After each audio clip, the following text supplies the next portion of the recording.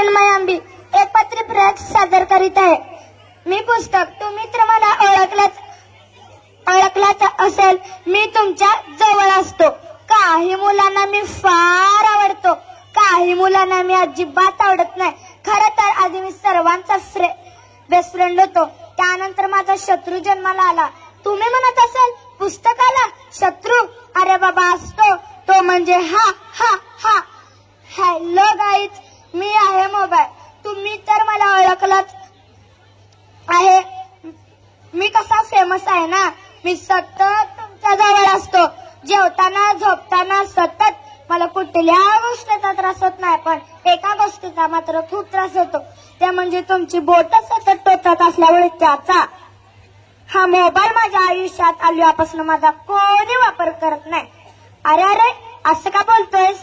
पूर्वी ही लहान मुलं मला वाचून माझ्यातलं ज्ञान घेऊन कोण डॉक्टर, कोण इंजिनियर, कोण वकील असे खूप मोठे पदार जायचे. पण आता एक्झाम आली की जवळ करतात.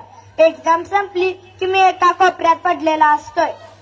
हा, हे मात्र बरोबर आहे. एक्झाम संपली की मला नुसते गेम खेळत बसतात.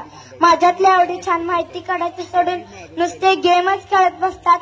पण सर्वांनी जास्त मोबाईल बघू नये बरं का, कारण की तुमच्याच डोळ्यांना त्रास होऊ शकतो. पण तुम्ही माझा किती पण वापर करू शकता, पण कोणी करतच नाही.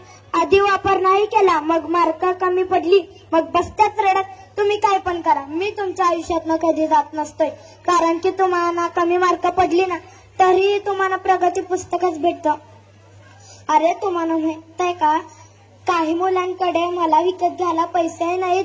मी तुमच्या जवळ आहे तर त्याचा चांगला वापर करा. बस झालं. ह्याचा पण वापर करा, परंतु कामापुरता करावा. धन्यवाद.